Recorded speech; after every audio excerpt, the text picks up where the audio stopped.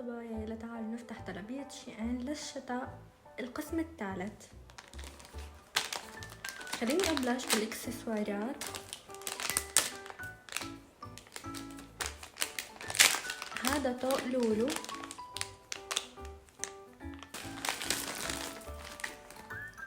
اوكي هو بيجي طبقات. ما توقعت يجي بهذا الموديل ترى، بس ممكن الواحد يلبسها هيك بهالشكل ويعمله طبقات. بس حبيت بصراحة، يعني ببين فوق اللبس بطريقة كتير حلوة بالشتا، واللولو تبعه فيه لمعة حلوة. خلينا نكمل. طاقية حجمها حلو والله. تيجي هيك فرو، كتير حبيت. واو حجمها كبير ومن جوا هيك، والفرو تبعها كتير حلو ناعم. 10 من 10. هاي لولوجين. هلا اللمعة اللي هون هاي منغض نظر عن كل شي ومنركز عليها لأني كتير حبيتها. اللمعة اللي بالكمام هون كتير حلوة. هذا فستان جبته ل5 سنين، معقول يجي صغير هالقد؟ بس كتير حلو موديله. مبينة قماشته كانت صوف ترى، بس هلا القماشة كتير خفيفة وما شتوية ابدا. يعني حبيت وما حبيت، ما بعرف، محتارة لان القماشة كتير خفيفة. شنطة مثل هيك، شنطة صغيرة موديل، تجي كمان كأنه القماشة شيفون. يعني حلو شكلها، حلو موديلها، حبيت. اوكي خلينا نفتح هدول نكمل.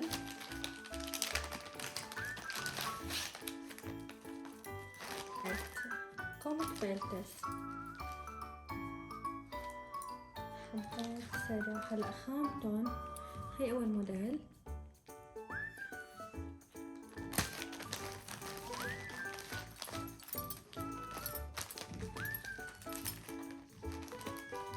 هاي انا كتير بستخدم البيلت، كتير بستخدم البلتات كتير.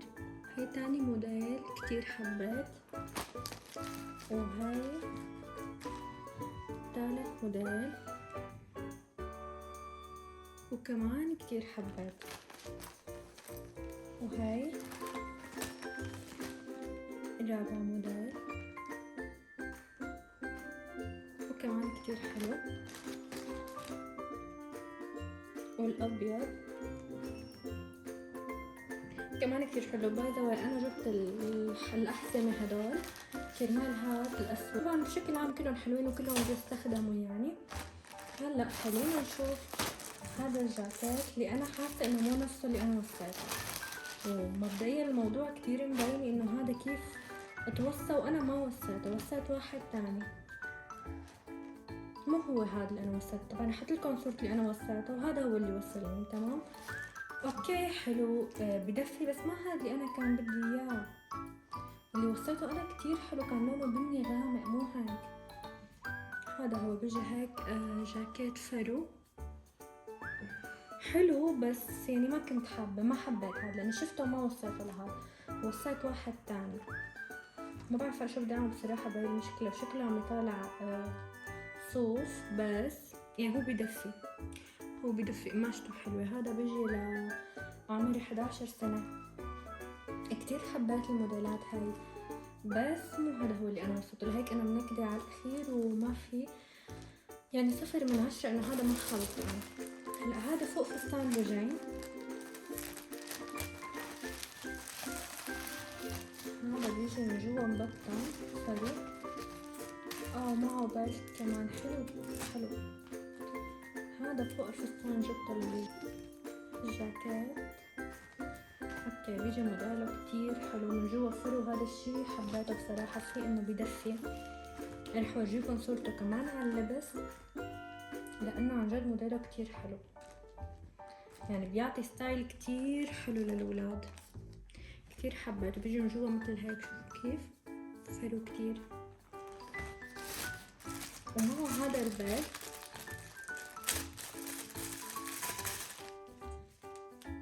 كمان. الحزام هذا حلو ومرتب، بيجي فوق الجاكيت كتير حبيت بصراحة.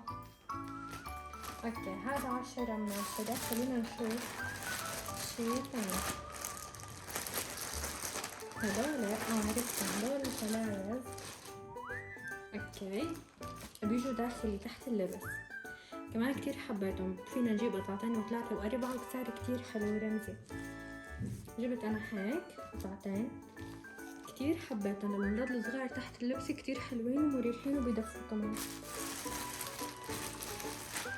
اوكي بعد في شي كتير حلو، بعد في قطعة كتير حلوة لازم نشوفها.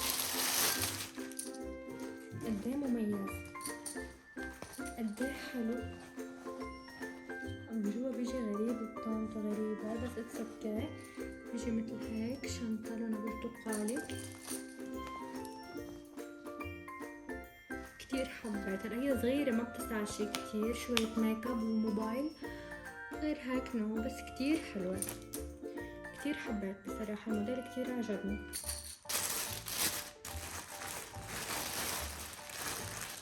هدول كمان بيجوا كولونات للصغار. قطعة، جبت قطعة بيضة مثل هيك داخلي للصغار، وجبت قطعة حمراء طبعا لاني ما لقيت يعني غير هيك الوان، قلت لحالي هاد بيكون للبيت او مع شي طقم اسود، وهذا للأطقم الباقية. يعني حبيتها بشكل عام، حبيتها لانه كولونات شي ان بعرفهم يعني خامتهم حلوة. اوكي بس في مشكلة انه طالع منه خيطان من كل مكان، بس اوكي. هون هدول داخلي، هاي البيجامة كمان لوجين. خلينا نفتح. كتير حبيت هاي البيجامة انا.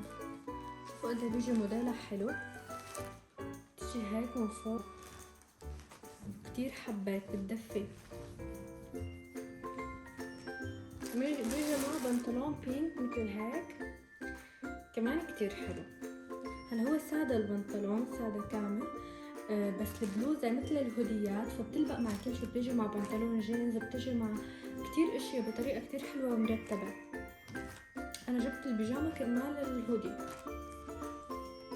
لهون بيكون خلص الفيديو تبعنا سوا. بتمنى تكونوا استمتعتوا وانبسطتوا معي. اعطوني رأيكم شو الاشياء اللي حبيتوها وشو الاشياء اللي ما حبيتوها، وباي باي. بشوفكم بفيديو جديد.